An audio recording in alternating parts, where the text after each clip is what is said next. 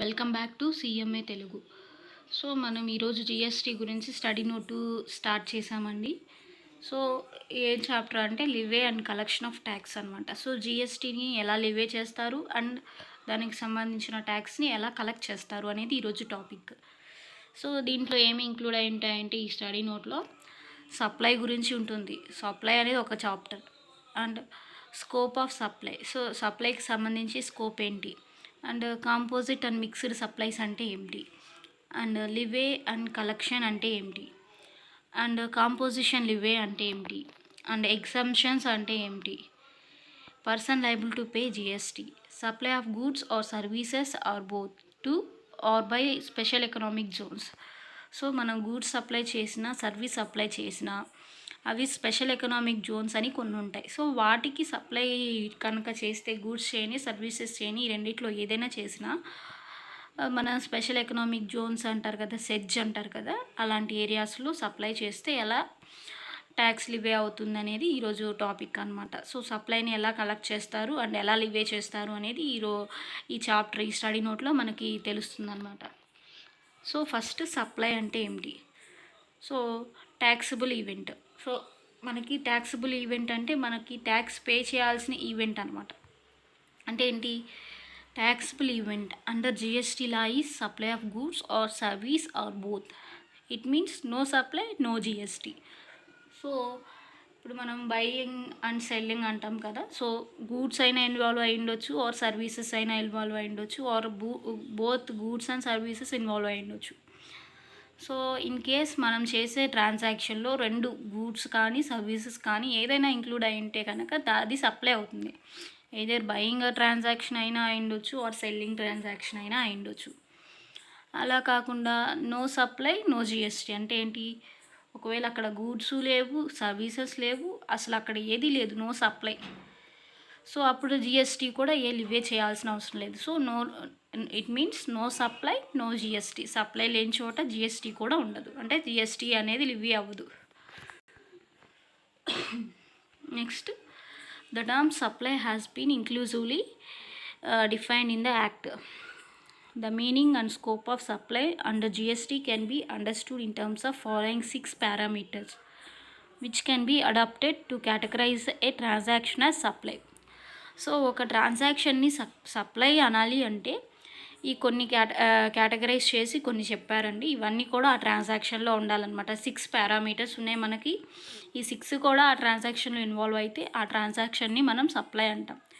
So సప్లైలో ఏమేమి include అయి ఉంటాయని చెప్పి యాక్ట్లో మనకి క్లియర్ కట్గా చెప్పారనమాట. సో ఈ ట్రాన్సాక్షన్ని మనం సప్లై అనాలి అంటే ఈ 6 కేటగిరీస్ని, ఈ 6 పారామీటర్స్ని మనకి ఈ ట్రాన్సాక్షన్లో ఉన్నాయా లేదా అని చూసుకొని, సో ఇది సప్లైగా ట్రీట్ చేయొచ్చా లేదా, సప్లై అనొచ్చా లేదా అని చెప్పి మనం చెప్పొచ్చు అనమాట.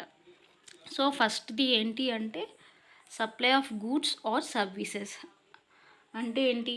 బయింగ్ ట్రాన్సాక్షన్ అవ్వచ్చు, సెల్లింగ్ ట్రాన్సాక్షన్ అయినా అవ్వచ్చు, గూడ్స్కి సంబంధించి సప్లై జరగాలి ఆర్ సర్వీసెస్కి సంబంధించి సప్లై జరగాలి. Supply of anything other than goods or services does not attract GST. మనం పైన ఫస్ట్లో చెప్పినట్టు గూడ్స్ కానీ సర్వీసెస్ కానీ సంబంధించి ఏ సప్లై జరగలేదు అంటే గూడ్స్కి అండ్ సర్వీసెస్కి సంబంధించి ఏ ట్రాన్సాక్షన్ జరగలేదు. సో అప్పుడు జిఎస్టీ అనేది రాదు. సో అంటే ఏంటి? మనం ట్యాక్స్ పే చేయాల్సిన అవసరం లేదు, ఎందుకంటే అక్కడ జిఎస్టీ టాపిక్కే లేదు. సో మనం ఈ 6 పారామీటర్స్ ఉన్నాయా లేదా అని చూసుకోవటానికి ఫస్ట్ సప్లై అనుకోవడానికి మనకి గూడ్స్ ఉండాలి, సర్వీసెస్ ఉండాలి, ఆ రెండు ఉండొచ్చు, రెండిట్లో ఏదైనా ఉండొచ్చు. సో ఈ రెండు లేకపోయినా అప్పుడు ఈ రెండు లేకపోతే ఆ ట్రాన్సాక్షన్లో సో అప్పుడు జిఎస్టీ అనేది ఉండదు. నో సప్లై నో జిఎస్టీ అనమాట. Does not attract GST. And second point వచ్చేసి supply should be made for consideration. So మనం బయింగ్ చేసినప్పుడు కానీ సెల్లింగ్ చేసినప్పుడు కానీ మనం బై చేస్తే ఎవరికైనా డబ్బులు ఇచ్చే కొంటాం అండ్ ఎవరికైనా అమ్మామనుకోండి, అమ్మిన దానికి మనం ప్రైస్ అనేది ఛార్జ్ చేస్తాం అనమాట. సో ఆ సెల్లింగ్ ట్రాన్సాక్షన్ అనేది ఎప్పుడు కూడా కన్సిడరేషన్కే ఉండాలి. Supply should be made for a consideration. అలా కాకుండా నేను చారిటీలకు ఇస్తున్నాను సో నేను డబ్బులు తీసుకోను, అలా కాకుండా నేను ఫ్రీగా శాంపుల్గా కానీ ఎలాగైనా సరే నేను ఫ్రీగా డిస్ట్రిబ్యూట్ చేస్తున్నాను గిఫ్ట్ కింద కానీ ఎలా అయినా సరే, సో దాని నుంచి నాకు ఏ ఇన్కమ్ రావట్లేదు, ఏ కన్సిడరేషన్ ఉండదు. సో కన్సిడరేషన్ అంటే ఏంటి అంటే సంథింగ్ ఇన్ రిటర్న్. సో మనం ఏదైతే ఒక గూడ్ కానీ సప్లై కానీ గూడ్ కానీ సర్వీసెస్ కానీ సప్లై చేసినప్పుడు ఒక పర్సన్కి, ఆ పర్సన్ నుంచి మనకి ఇన్ రిటర్న్ సమ్ అమౌంట్ రావాలన్నమాట. అది క్యాష్లో రావచ్చు ఆర్ కైండ్లో రావచ్చు. So supply should be made for a consideration. So మన ట్రాన్సాక్షన్లో గూడ్స్ ఉండాలి, సర్వీసెస్ ఉండాలి, అండ్ థర్డ్ది కన్సిడరేషన్ కూడా ఉండాలి. And next point, third point, supply should be made in the course or furtherance of business. So మనం ఏ transaction అయినా చేయని అది బిజినెస్కి సంబంధించిన ట్రాన్సాక్షనే అయి ఉండాలి. అంటే డే టు డే రెగ్యులర్ బిజినెస్లో మనం ఏమైతే ట్రాన్సాక్షన్స్ చేస్తామో ఆ ట్రాన్సాక్షన్సే అయి ఉండాలి.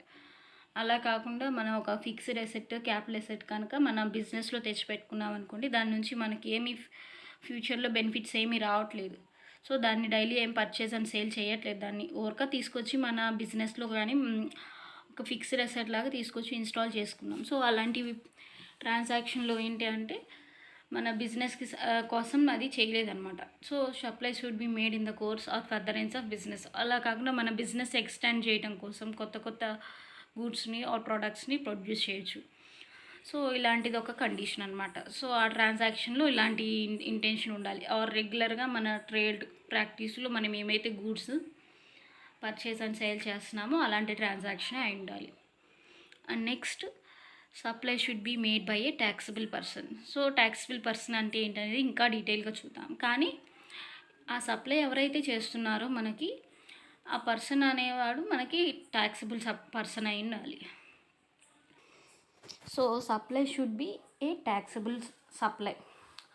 అండ్ ఏదైతే మనకి సప్లై జరుగుతుందో buying and selling transaction or goods or సర్వీసెస్కి సంబంధించిన ట్రాన్సాక్షన్ ఏదైతే ఉందో అది ఎప్పుడు కూడా ట్యాక్సబుల్ సప్లై అయి ఉండాలి.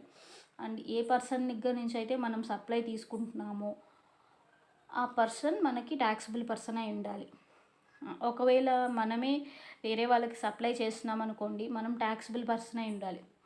అలా కాకుండా నేను ఆర్డినరీ పర్సన్ అండ్ నేను ఏవో గూడ్స్ తీసుకెళ్ళి వేరే అదర్ పర్సన్కి ఇచ్చాను, సో అది ట్యాక్సబుల్ పర్సన్ ఇచ్చినట్టు కాదు అండ్ ట్యాక్సబుల్ సప్లై లెక్క కూడా అవ్వదన్నమాట అది. So supply should be a taxable supply and supply should be made by A taxable person. And next, supply should be made with in the taxable territory. అంటే ఏంటి, taxable టెరిటరీలోనే ఆ supply జరగాలి. ఇప్పుడు sedge zone అన్నాం అంటే ఏంటి, special economic zone అన్నాం. So అలాంటి ప్లేసెస్లో ఏంటి, ఎలాంటి సప్లై జరిగినా సరే ట్యాక్స్ పడదన్నమాట. అంటే అది స్పెషల్ కేసులో వస్తుంది. సో అలాంటి ప్లేసెస్లో ఏంటి, మన taxable territory అవ్వదన్నమాట, exempted territory.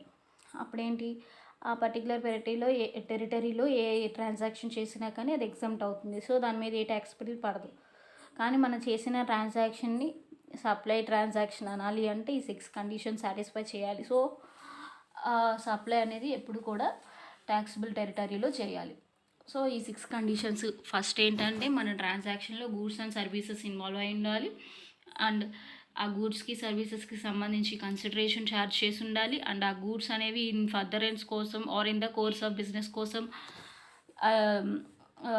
Purchase supply జరిగి ఉండాలి. అండ్ సప్లై అనేది ఎప్పుడు కూడా ట్యాక్సబుల్ పర్సనే చేయాలి. అండ్ సప్లై చేసే గూడ్స్ ఆర్ సర్వీసెస్ ఏవైతే ఉన్నాయో ఎప్పుడు కూడా ట్యాక్సబుల్ సప్లై అయి ఉండాలి. ఒకవేళ సమ్టైమ్స్ ఎగ్జామ్టెడ్ సప్లైస్ ఉంటాయి కొన్ని, అవి నెక్స్ట్ టాపిక్స్లో వస్తుంటాయి. ఎగ్జామ్టెడ్ సప్లైస్ అని, నెగిటివ్ సప్లైస్ అని, ఇవన్నిటి మీద కూడా ట్యాక్స్ పడదు అనమాట. సో అయితే ఏంటి, మనకి ట్యాక్సబుల్ సప్లైస్ ఉండాలి. Supply should be a taxable supply. Supply should be made with in a taxable territory. అంటే ట్యాక్సబుల్ టెరిటరీలోనే ఆ సప్లై జరిగి ఉండాలి. అప్పుడు మాత్రమే మనం చేసే ట్రాన్సాక్షన్ని మనం ఎలా కేటగరైజ్ చేస్తాము అంటే సప్లైగా ట్రాన్సాక్షన్ చేస్తామన్నమాట. అంటే సప్లైగా ట్రీట్ చేస్తామన్నమాట ఆ ట్రాన్సాక్షన్ని. The term supply has been inclusively defined in the act. So ఇవన్నీ కూడా సప్లైలో ఏమేమి ఇంక్లూడ్ అయి ఉంటాయని చెప్పి యాక్ట్లో మనకి ముందుగానే చెప్తున్నారనమాట. సో నెక్స్ట్ టాపిక్ వచ్చేసి ఎగ్జంప్షన్స్. అంటే ఏంటి, వాటి మీద ట్యాక్స్ పడదు. Any transaction involving supply of goods or services without consideration is not a supply. So మనం ఏం చెప్పాం పైన, విత్ కన్సిడరేషన్ ఉండాలి. ఏ సప్లై చేసినా గూడ్స్ ఆర్ సర్వీస్కి సంబంధించి ఏ సప్లై చేసినా సరే మనకి కన్సిడరేషన్ రావాలన్నారు. సో ఇక్కడ ఏంటి, ఏ సప్లై అయినా సరే, ఏ ట్రాన్సాక్షన్లో అయినా సరే, సప్లై గూడ్స్కి సంబంధించి అయినా, సర్వీస్కి సంబంధించి అయినా, ఏ సప్లై జరిగినా సరే కన్సిడరేషన్ లేకుండా జరిగితే దాన్ని ఎలా ట్రీట్ చేస్తామంటే నాట్ ఏ సప్లై. సో దాన్ని సప్లై లాగా ట్రీట్ చేయమంట. And barring a few exceptions in which a transaction is deemed to be a supply even without consideration. కానీ మనకి కొన్ని ఉన్నాయన్నమాట, కొన్ని ఎక్సెప్షన్స్. అలాంటి ఎక్సెప్షన్స్లో ఏంటి, మనకు ఆ ట్రాన్సాక్షన్కి కన్సిడరేషన్ రాకపోయినా సరే దాన్ని కన్సిడరేషన్ వచ్చినట్టు ట్రీట్ చేసి దాన్ని సప్లై అంటాం. సో ఇవంటివి అనేది మనకి ఫర్దర్గా వస్తుంటాయి. సో మనకి ఇక్కడ ఏం చెప్పారు, మనకి ఏ ట్రాన్సాక్షన్లో అయినా సరే గూడ్స్ అండ్ సర్వీసెస్ ఇన్వాల్వ్ అయినప్పుడు వాటి నుంచి ఏ కన్సిడరేషన్ రాకపోతే, వితౌట్ కన్సిడరేషన్ కనుక ట్రాన్సాక్షన్ కనుక జరిగింది అంటే దాన్ని సప్లై లాగా ట్రీట్ చేయరు. సో దాని మీద ఏ ట్యాక్సిబిలిటీ ఉండదు, అంటే it is not a considered as supply అనమాట. కానీ దానికి కొన్ని ఎక్సెప్షన్స్ ఉన్నాయి. In which A consideration is deemed to be supply even though without consideration. So మనకి ఏంటి, ఏ అమౌంట్ పే చేయకుండా మన సప్లై గూడ్స్ గురించి, సర్వీసెస్ గురించి చేసినప్పుడు కొన్ని కన్సిడరేషన్ లేకపోయినా సరే మనం సప్లైగానే ట్రీట్ చేస్తామన్నారు. అవేంటనేది మనం తర్వాత చూద్దాం. Further, import of services for a consideration whether or not in the course or furtherance of business is treated as supply. So ఇక్కడ ఏం చెప్తున్నారు, తర్వాత మన ఇంపోర్ట్స్ కనుక సర్వీసెస్ కనుక చేసుకుంటే for a consideration whether in the goods whether or not in the course of furtherance of business is termed as supply. So ఏంటి, మన సర్వీసెస్ని ఇంపోర్ట్ చేసుకున్నాం కన్సిడరేషన్కి. సో ఇన్ ఫర్దరెన్స్ కోసం చేసిన or in the course of business కోసం చేసినా సరే అలాంటి imports of supply అనేది దాన్ని ఏమని ట్రీట్ చేస్తారు అంటే సప్లైగానే ట్రీట్ చేస్తారనమాట. సో మనం ఏదైనా సర్వీసెస్ ఇంపోర్ట్ చేసుకోవడం అంటే ఏంటి, వేరే కంట్రీ నుంచి మనం ఇంపోర్ట్ చేసుకుంటాం సర్వీసెస్ని. ఎక్స్పోర్ట్ అంటే మనం చేయటం. అలా కాకుండా ఇండియాలో ఉన్న మనము వేరే ఫారిన్ కంట్రీ నుంచి సర్వీసెస్ ఇంపోర్ట్ చేసుకున్నప్పుడు ఏదన్నా కన్సిడరేషన్ చేసామనుకోండి, ఆ కన్సిడరేషన్ అనేది in the course of business అయి ఉండొచ్చు or in furtherance of business అయి ఉండొచ్చు. సో ఈ రెండిట్లో ఏ సిచ్యువేషన్ కోసం సర్వీసెస్ని ఇంపోర్ట్ చేసుకున్నా సరే సర్వీసెస్ని ఏం ట్రీట్ చేస్తాము అంటే ట్రీటెడ్ యాజ్ సప్లై అనమాట. And next scope of supply. So scope of supply అనేది మనకి ఏ సెక్షన్ అంటే section 7 of CGST act 2017. So 2017లో అంటే CGST యాక్ట్ 2017లో మనకి సెక్షన్ 7 అనమాట ఈ స్కోప్ ఆఫ్ సప్లై గురించి చెప్తుంది. అంటే ఏంటి, సప్లై అనేది ఎక్కడెక్కడ అప్లికబుల్ అవుతుంది, సప్లైలో ఏమేమి ఇంక్లూడ్ అయి ఉంటాయి అండ్ సప్లైలో ఏమేమి ఎక్స్క్లూడ్ అయి ఉంటాయి, సప్లైలో ఏమేమి ఇంక్లూడ్ ఏమేమి ఎక్స్క్లూడ్ గురించి చెప్తుంది అనమాట సెక్షన్ 7 అనేది. సో మనకి ఇక్కడ సెక్షన్ 7 క్లాస్ 1లో సప్లైలో ఏమి ఇంక్లూడ్ అయి ఉంటాయని చెప్తున్నారు. And as per section 7 class 2 సప్లైలో ఏమి ఎక్స్క్లూడ్ అయి ఉంటాయని చెప్తున్నారు. సో క్లాస్ 1 వచ్చేసేమో ఇంక్లూజన్స్, క్లాస్ 2 వచ్చేసి ఎక్స్క్లూజన్స్. సెక్షన్ గుర్తుపెట్టుకోండి, సెక్షన్ 7 అనేది స్కోప్ ఆఫ్ సప్లై అనమాట. అంటే సప్లైలో ఏమి ఇంక్లూడ్ అయి ఉంటే ఏం ఎక్స్క్లూడ్ అయి ఉంటాయి. Clause 1 include, clause 2 excludes. ఫస్ట్ది as per section 7 clause 1 supply includes all forms of supply of goods or services or both, such as sale, transfer, barter, exchange, license, rental, lease or disposal made or agreed to be made for a consideration by a person in the course or furtherance of business. So ఏంటి, ఇక్కడ ఏదైనా సరే supply జరగని all forms అనమాట. అంటే ఏంటి, మనం purchase చేయని, సేల్ చేయని ఆర్ ట్రాన్స్ఫర్ చేయని గూడ్స్కి అయినా సరే సర్వీసెస్కి అయినా సరే, ఈ రెండు కూడా goods or services or both. ఈ అంటే ఏంటి, గూడ్స్ని పర్చేస్ చేసిన, గూడ్స్ని సేల్ చేసిన, ట్రాన్స్ఫర్ చేసిన. బార్టర్ అంటే ఏంటి, మనం ఇంతకుముందు మనీ లేని రోజుల్లో ఆ ఎక్స్చేంజ్ చేసుకుంటాం కదా, నువ్వు అది ఇస్తే నేను ఇది ఇస్తాను, నువ్వు సమ్ అమౌంట్ ఇది ఇస్తే నేను సమ్ అమౌంట్ అది ఇస్తానని చెప్తారు కదా. అంటే క్యాష్ లేని కాకుండా, అంటే వితౌట్ క్యాష్ మనం ఇన్ కైండ్ ట్రాన్స్ఫర్ చేసుకుంటే, అంటే నేను ఒక ఎసెట్ ఇచ్చి ఇంకో ఎసెట్ తీసుకోవడం, నేను కౌస్ ఇచ్చి వాళ్ళ దగ్గర నుంచి బఫేలోస్ తీసుకోవడం, అలాంటివి అనమాట. సో అది వాళ్ళ బిజినెస్ని బట్టి మారుతుందనమాట. సో ఇక్కడ సప్లైలో ఏమి ఇంక్లూడ్ అంటే ఆల్ ఫార్మ్స్ అనమాట. గూడ్స్కి సర్వీసెస్కి సంబంధించి సేల్ జరిగినా, ట్రాన్స్ఫర్, బార్టర్, ఎక్స్చేంజ్ జరిగినా సరే, ఆర్ లైసెన్స్, రెంటల్, లీజ్ అంటే ఇన్ని సంవత్సరాలు నేనే చేస్తాను అండ్ ఇన్ని సంవత్సరాలు నేను రెంట్ తీసుకుంటాను, ఇలాంటి అగ్రిమెంట్స్ ఉంటాం. Or made made or agree to be made for a consideration by a person in the course or furtherance of business. So in the course of business అయినా ఉండొచ్చు, or in the furtherance of business అయినా ఉండొచ్చు. So ఈ అన్ని forms కూడా include అయి ఉంటాయి అన్నమాట సప్లైలో. సేలు, ట్రాన్స్ఫర్, బాటర్, ఎక్స్చేంజ్ ఇవన్నీ ఇంక్లూడ్ అయి ఉంటాయి. And next, import of services for a consideration whether or not in the course or furtherance of business. So ఇక్కడ ఏంటి, ఇంపోర్ట్స్ ఆఫ్ సర్వీసెస్ అన్నారు అంటే మనం పైన డిస్కస్ చేసుకున్నట్టు వేరే కంట్రీ నుంచి కావచ్చు, ఆర్ వేరే ఇక్కడ ఇంపోర్ట్స్ అంటే ఎప్పుడు కూడా మనకు ఫారిన్ నుంచి మనం ఏదైనా సర్వీసెస్ని ఇండియాకి ఇంపోర్ట్ చేసుకుంటే ఆ సర్వీసెస్కి సంబంధించి కన్సిడరేషన్ పే చేసామనుకోండి, in the course or furtherance of business చేసినా సరే మనకి సప్లైలో ఇంక్లూడ్ అయి ఉంటాయని చెప్పి పైన ఎక్సెప్షన్స్లో చెప్తున్నారు. అలాగే ఇక్కడ కూడా సప్లైలో ఏమి ఇంక్లూడ్ అయి ఉంటాయి, స్కోప్ ఆఫ్ సప్లైలో కూడా చెప్తున్నారు అనమాట. సో ఇంపోర్ట్ ఆఫ్ సప్లై అనేది మనకి కన్సిడరేషన్ ఉన్నా లేకున్నా, అంటే కన్సిడరేషన్ ఉండాలి. ఇంపోర్ట్ ఆఫ్ సప్లై జరిగినప్పుడు కన్సిడరేషన్కి జరుగుతుంది. సో ఈ కన్సిడరేషన్కి జరిగినప్పుడు అది ఫర్దరెన్స్ ఆఫ్ బిజినెస్ అయినా చేసి ఉండొచ్చు, or in the course of business అయినా చేసి ఉండొచ్చు. దీన్ని సప్లై లాగా ట్రీట్ చేస్తారు అండ్ సప్లైలో ఇంక్లూడ్ చేస్తారు. ఇది ఎప్పుడు నుంచి స్టార్ట్ అయింది అంటే, ఇంపోర్ట్ ఆఫ్ సర్వీసెస్ని కూడా మనం సప్లై లాగా ట్రీట్ చేయడంని with effect from 29th August 2018, inserted retrospectively from 1st July 2017.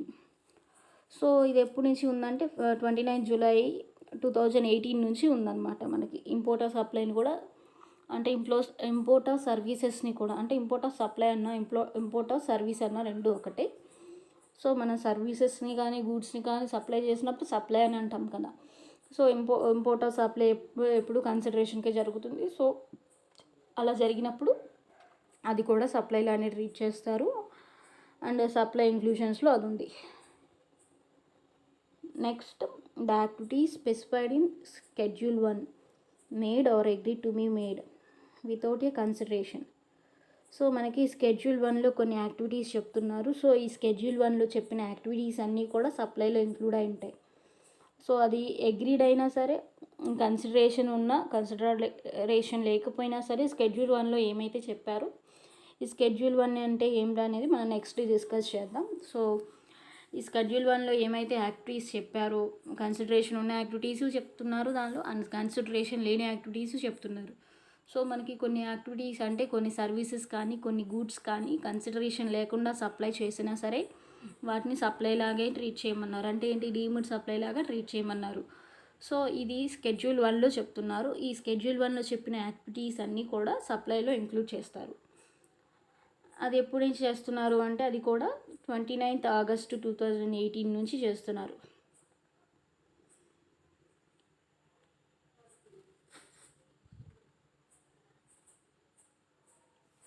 And next, with effect from 29th August 2018, omitted retrospectively from 1st July 2017, the activities to be treated as supply of goods or services as referred to in Schedule 2, and with effect from 29th August 2018, applicable retrospectively from 1st July 2017, where certain activities or transactions constitute a supply in accordance with the provisions of subsection class 1, they shall be treated either as a supply of goods or services or referred to Schedule 2. So ఇదంతా కూడా Schedule 2 చదివితే మనకి డీటెయిల్గా అర్థమవుతుంది. So ఇలా చెప్తే మనకు అర్థం కాదు. అండ్ సప్లైలో ఏమి ఎక్స్క్లూడ్ చేస్తారు అంటే, ఇది Section 7 Class 2లో చెప్తున్నారు సప్లైలో ఏమి ఎక్స్క్లూడ్ అయి ఉంటాయని. Activities or transactions specified in Schedule 3 అనమాట. సో మనకేంటి, Schedule 1లో ఉన్న ఏం చెప్పినా సరే అవన్నీ కూడా కన్సిడరేషన్ ఉన్నా ఆర్ వితౌట్ కన్సిడరేషన్ ఉన్నా సరే అవి సప్లైలో ఇంక్లూడ్ చేస్తారన్నారు. అండ్ ఇక్కడ ఎక్స్క్లూడ్ చేసే ట్రాన్సాక్షన్ వచ్చేసరికి Schedule 3 అనమాట. అంటే దాదాపు నెగిటివ్ లిస్ట్ అనమాట. Schedule 3 అంటే నెగిటివ్ లిస్టు. అన్నీ కూడా నెగిటివ్ లిస్ట్లో ఏమేమి చెప్పారో అవి ఎక్స్క్లూడ్ అనమాట. అంటే దాని మీద ఏంటి, ఏ ట్యాక్స్ పడదు అండ్ సప్లై అనేది లివీ చేయరు. సో ఇక్కడ ఏమున్నాయంటే activities or transactions specified in schedule 3. Schedule 3లో చెప్పిన ట్రాన్సాక్షన్స్ సప్లైలో ఇంక్లూడ్ అవ్వవు. Or such activities or transaction undertaken by a central government or state government or any local authority in which they are engaged as public authorities as may be notified by the government on the recommendations of the council. So ఏదైనా సరే activities కానీ transactions కానీ central government or state government or any local authorities కనుక undertake చేస్తే, అంటే ఏదన్నా సరే central government చేసే యాక్టివిటీస్ ఏవైతే ఉంటాయో అవన్నీ కూడా మనకి ఎగ్జామ్ట్ అనమాట. అంటే ఏంటి, సప్లైలో ఎక్స్క్లూడ్. అండ్ ఇవి కూడా మనకి ఏంటి, జిఎస్టీ కౌన్సిల్ గవర్నమెంట్కి సంబంధించి ఎక్కడ ఇన్వాల్వ్ అయినా, ఎక్కడ నోటిఫై చేసినా సరే పబ్లిక్ అథారిటీస్ కోసం ఇవన్నీ కూడా ఎక్స్క్లూడ్ అనమాట సప్లైలో. అంటే ఇవన్నీ కూడా నెగిటివ్ లిస్ట్ అనమాట. సో నోట్ ఏంటంటే activities specified in negative list అంటే ఏంటి, schedule 3. So supplies of employee to employer in the course of or in relation to his employment. So ఏంటి ఇక్కడేంటి, మామూలుగా జనరల్గా అయితే ఎంప్లాయీకి ఇస్తారు, కానీ ఇక్కడ ఏంటి, ఎంప్లాయర్కి ఇస్తున్నాడు. అర్థమైందా? So services by employee to, so మనకేంటి శాలరీలో అయితే ఎంప్లాయీకి ఇవ్వాలి, కానీ ఇక్కడ సర్వీసెస్ కాబట్టి ఇక్కడేంటి శాలరీ తీసుకొని సర్వీసెస్ చేస్తున్నాడు ఎంప్లాయీ. సో ఇక్కడేంటి మనకి రివర్స్లో వస్తుంది. థింక్ చేయటం ఏంటి, ఇక్కడ రివర్స్లో థింక్ చేయాలి. సో ఏదైనా ఎంప్లాయీ తన ఎంప్లాయర్ కోసం శాలరీ తీసుకొని సర్వీసెస్ ప్రొవైడ్ చేశాడు. So in the course of business చేయొచ్చు, or in relation to his employment చేయొచ్చు. అంటే ఏంటి, తన జాబ్ పరంగా అయినా చేయొచ్చు, or in the course of business అయినా చేయొచ్చు. సో ఎంప్లాయర్ తన బాస్కి, అంటే ఏంటి, ఎంప్లాయీ తన బాస్కి సర్వీసెస్ అప్లై చేశాడు అనుకోండి, అది ఏంటి, అది కూడా నెగిటివ్ లిస్ట్లో చెప్తున్నారు. అండ్ ఇది దీని మీద మనకి ఏ ట్యాక్స్ అనేది లివ్ అవ్వదు అనమాట. Next services by court or tribunal. So మనకి ట్రిబ్యునల్స్ అని కోర్ట్ అని ఉంటాయి కదండి. ఇది స్టేట్ సంబంధించి కావచ్చు, ఆర్ సెంట్రల్కి సంబంధించి కావచ్చు. ట్రిబ్యునల్స్ అండ్ కోర్టులు ఉంటాయి కదా, వీటికి కనుక మనం సర్వీసెస్ సప్లై చేస్తే వాటి మీద మనం ట్యాక్స్ పే చేయాల్సిన అవసరం లేదు. అండ్ ఇవి నెగిటివ్ లిస్ట్లో కవర్ అయ్యాయి, వీటి మీద ఏ ట్యాక్స్ పడదు. సో ఇక్కడ ఏంటి, కోర్టు పే చేయాల్సిన అవసరం లేదు, అండ్ సర్వీసెస్ సప్లై చేసిన వాళ్ళు కూడా ట్యాక్స్ పే చేయాల్సిన అవసరం లేదు. Next services by member of parliament and others.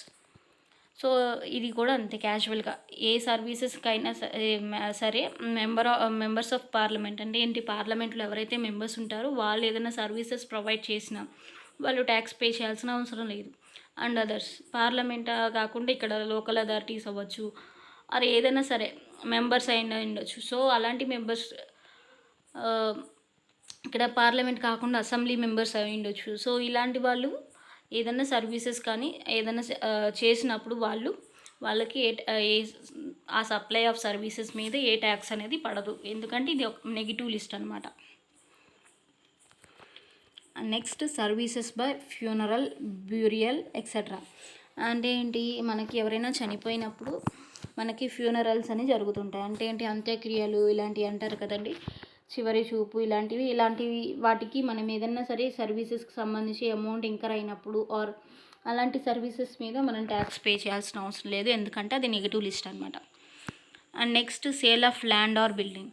So ల్యాండ్కి సంబంధించి సేల్ జరిగిన ఆర్ బిల్డింగ్ అమ్మేసిన ఆర్ ల్యాండ్ని అమ్మేసిన మనం పే చేయాల్సిన అవసరం లేదు, సప్లై లాగా ట్రీట్ చేయరు. సో సప్లై ఎప్పుడు కూడా గూడ్స్ అండ్ సర్వీసెస్ అన్నారు. సో అంతేగాని supply of fixed assets, supply of immovable property ఇలా అనలేదు. మనకి యాక్ట్లో ఏం చెప్పారు, గూడ్స్ అండ్ సర్వీసెస్. సో ఎప్పుడు కూడా ల్యాండ్ కానీ బిల్డింగ్ కానీ మనకి గూడ్స్ లాగా ట్రీట్ చేయరు, ఈ ఫిక్స్డ్ అసెట్ లాగా ఆర్ ఇమ్మూవబుల్ ప్రాపర్టీ లాగా ట్రీట్ చేస్తారు.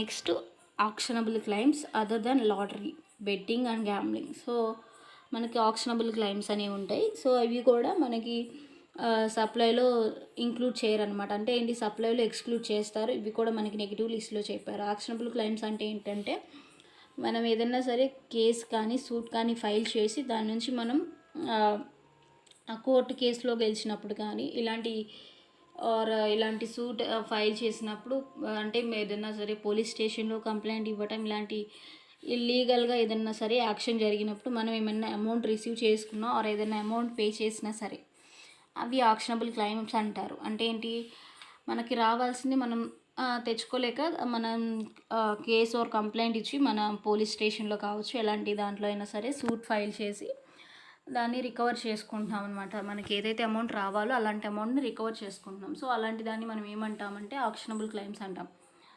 ఇవి కూడా సప్లైలో రావు.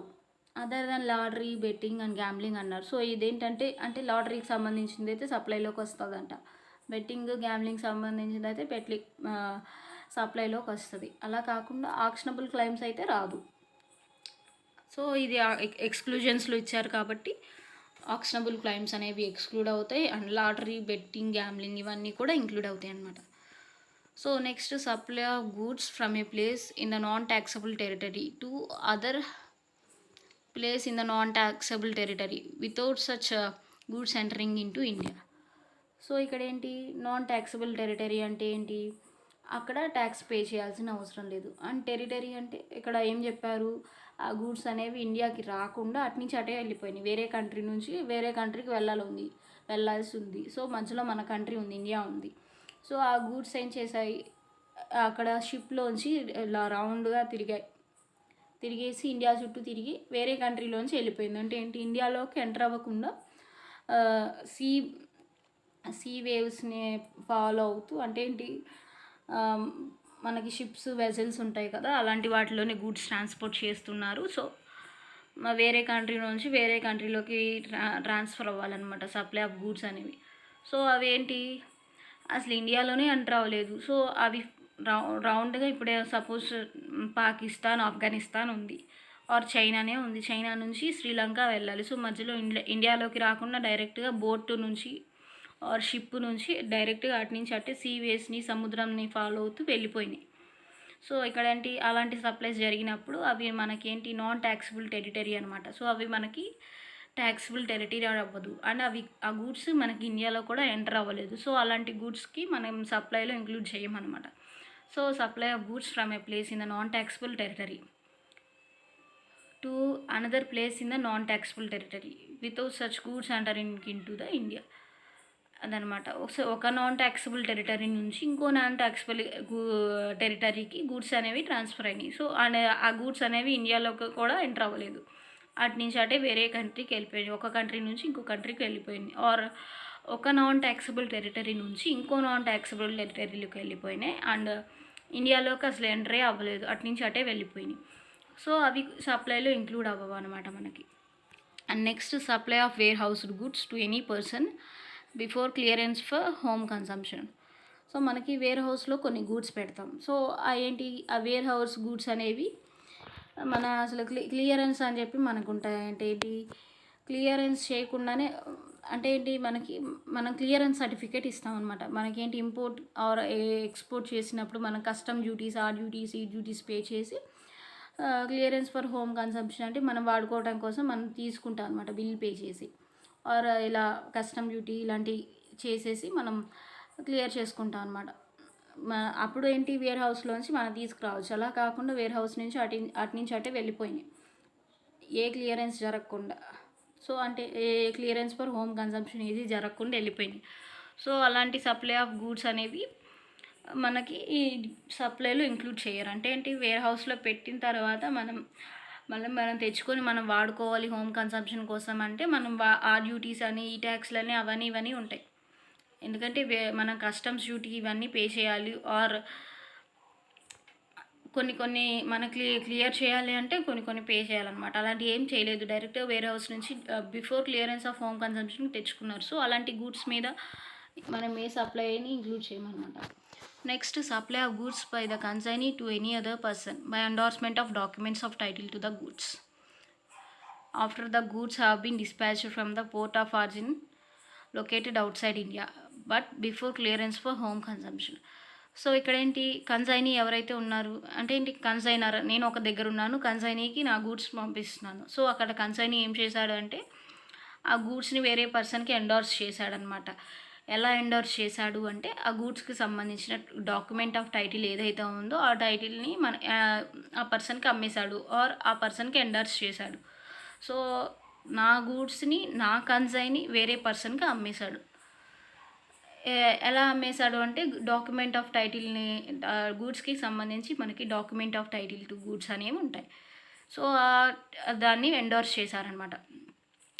అప్పుడేమైంది, ఆ గూడ్స్ అనేవి డిస్పాచ్ అయిపోయినాయి అనమాట. పోర్ట్ ఆఫ్ ఆరిజిన్ నుంచి డిశ్చార్జ్ అయిపోయినాయి. అంటే ఏంటి, మనకి ఆ గూడ్స్ అనేవి షిప్లో ఉన్నాయి అనుకోండి సపోజ్, ఆ షిప్ నుంచి మనం ఇంపోర్ట్ చేసుకుంటున్నాం అంటే షిప్లో మనకు వస్తున్నాయి. సో అలాంటిది మన కన్సైని ఆ డాక్యుమెంట్ ఆఫ్ టైటిల్ని వేరే పర్సన్కి అమ్మేయడం వల్ల కావచ్చు, వేరే పర్సన్ని ఇచ్చేశాడు డాక్యుమెంట్ ఆఫ్ టైటిల్ అనేది. సో అప్పుడేంటి, మనకు అక్కడ క్లియరెన్స్ అనేది ఏం జరగలేదు. ఆ గూడ్స్కి సంబంధించి మనం ఏ డ్యూటీస్, ఏ ట్యాక్సెస్, ఏ లివీస్ కూడా మనం కట్టలేదు. So before clearance for home consumption అనేది ఏంటి, ఇది కూడా లొకేటెడ్ అవుట్ సైడ్ ఇండియా. అంటే ఏంటి, ఇది నాన్ ట్యాక్సిబుల్ టెరిటరీ లాగే. మనకు పైన ట్రీట్మెంట్ ఎలా చేసాం నాన్ ట్యాక్సిబుల్ టెరిటరీకి, అప్పుడు అక్కడేంటి మన ఇండియా ఇన్వాల్వ్ అవ్వలేదు. డైరెక్ట్గా ఒక ప్లేస్ నుంచి, ఒక నాన్ ట్యాక్సిబుల్ టెరిటరీ నుంచి ఇంకో నాన్ ట్యాక్సిబుల్ టెరిటరీలోకి వచ్చేసినాయి అండ్ ఇండియాలోకి అసలు ఎంట్రీ అవ్వలేదు. కానీ ఇక్కడ ఏంటి, ఇండియాలోకి ఎంటర్ అవ్వాల్సి ఉంది, కానీ ఆ ఇండియాలోకి ఎంటర్ అవ్వకుండానే మన కన్సైని ఏం చేశాడు, గూడ్స్ని ఎండోర్స్ చేశాడు, డాక్యుమెంట్ ఆఫ్ టైటిల్ని అమ్మేశాడు. సో ఆ గూడ్స్ అనేవి బిఫోర్ క్లియరెన్స్ ఫర్ హోమ్ కన్సంప్షనే జరిగింది. అంటే మనం ఏ డ్యూటీస్ పే చేయలేదు, ఏ ట్యాక్స్లు కట్ చేయలేదు, ఏమీ పే చేయలేదు, అటు నుంచి అటే అమ్మేశాడు. సో ఏంటి, అలాంటి గూడ్స్కి సంబంధించి సప్లైస్కి కూడా మనం ఏ ట్యాక్స్ పే చేయాల్సిన అవసరం లేదు అండ్ ఇదే సప్లైలో ఇంక్లూడ్ చేయాల్సిన అవసరం లేదు. సో ఇక్కడ ఎక్స్ప్లెనేషన్ 1లో ఏం చెప్తున్నారంటే, for the purpose of paragraph 2 the court includes district court, high court and supreme court. So ఇక్కడ ఏం చెప్పారు, ఇక్కడ సెకండ్ పాయింట్లో నెగిటివ్ లిస్ట్లో సెకండ్ పాయింట్లో ఏం చెప్పారు, కోర్ట్ ఆర్ ట్రిబ్యునల్ అన్నారు కదా. ఆ కోర్టులో ఏం ఇంక్లూడ్ అయి ఉంటాయంటే డిస్ట్రిక్ట్ కోర్ట్ ఇంక్లూడ్ అయి ఉంటుంది, హైకోర్ట్ అండ్ సుప్రీం కోర్ట్ అనమాట. సో మనకి ప్రతి స్టేట్కి ఒక హైకోర్టు ఉంటుంది అండ్ కంట్రీ వైడ్గా వచ్చేసరికి మనకి సుప్రీం కోర్ట్ ఉంటుంది అనమాట. అంటే సెంట్రల్ వైడ్గా సుప్రీం కోర్ట్ ఉంటుంది. అండ్ అలాగే ప్రతి district, Guntur district, Krishna district, Kurnool district, ఇలాంటి ఒక్కొక్క డిస్ట్రిక్ట్కి ఒక్కొక్క డిస్ట్రిక్ట్ కోర్ట్ ఉంటుంది.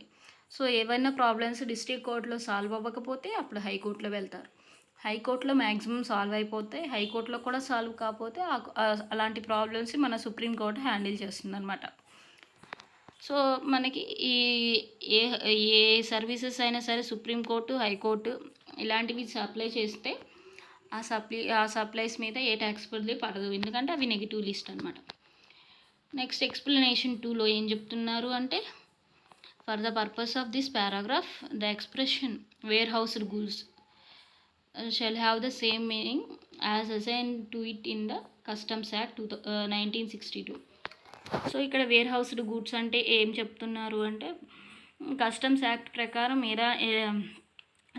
కస్టమ్స్ యాక్ట్ 1962 ప్రకారం వేర్ హౌస్డ్ గూడ్స్కి సేమ్ మీనింగ్ ఉందంట. సో అంటే ఏంటి, కస్టమ్ యాక్ట్లో ఏమైతే చెప్పారో అదే మీనింగ్ వేర్ హౌస్డ్ గూడ్స్కి వస్తుందంట.